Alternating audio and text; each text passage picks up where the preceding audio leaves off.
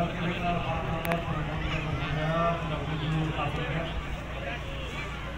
kami mau melaksanakan payung di pinggir pasar seperti itu tradisi. Kita saksikan 3 ekor kuda yang akan berlaga. Sama-sama kita nantikan. Sudah, jauh. Jauh situ orang balik situ. Tempat abangan.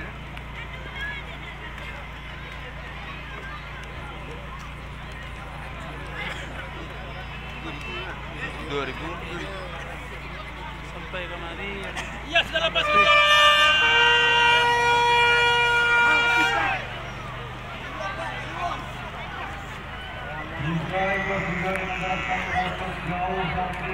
Nampak pada? Ha? Ya, nampak. Ya, ini lah tipu jikul pun.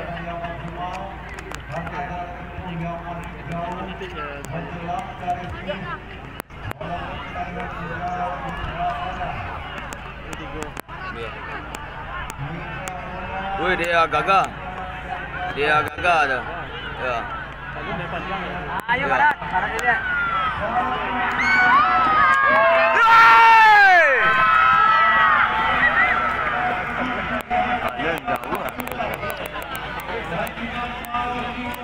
Tuh, tengok Zaka ni dah lari isteri. Ya. Tuh, macam ada.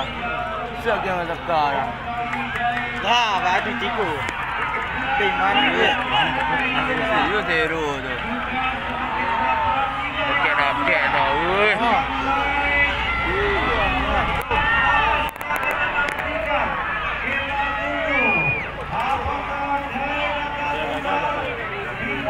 Dia agak lewat.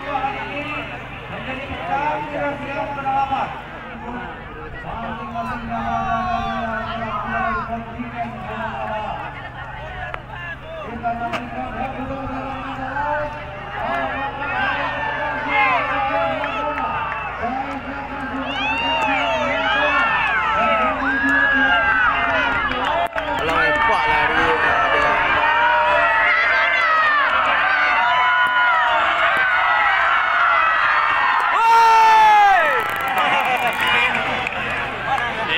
Dia. Malam mek je tiba skor. Malam mek nomor 2 ni nak nomor 2 ni lah.